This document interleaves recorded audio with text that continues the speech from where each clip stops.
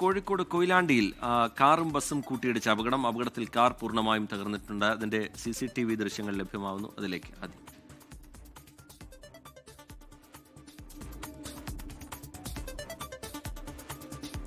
മിഥില ബാലൻ വിവരങ്ങളുമായി ചേരുന്നുണ്ട് കോഴിക്കോട് നിന്ന്. മിഥില, വിവരങ്ങൾ എന്താണ് മിഥില?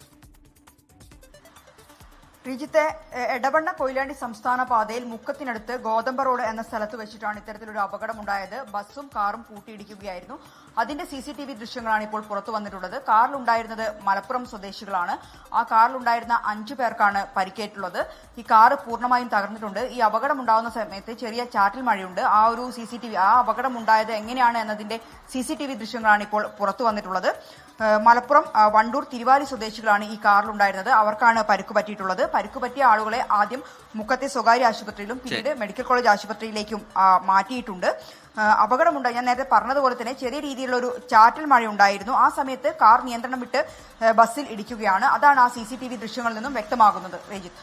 ശരി, മിഥില ബാലൻ കോഴിക്കോട്ട് നിന്ന് വിശദാംശങ്ങൾ പങ്കുവയ്ക്കുകയാണ്. ലോകത്തെവിടെയായാലും ഏത് സമയത്തും 24 വാർത്തകളും ഓഗ്മെന്റഡ് റിയാലിറ്റി പാക്കേജുകളും എക്സ്പ്ലെയിനറുകളും വിശദമായി കാണാൻ ഞങ്ങളുടെ YouTube ചാനൽ നിങ്ങൾക്ക് സബ്സ്ക്രൈബ് ചെയ്യാം.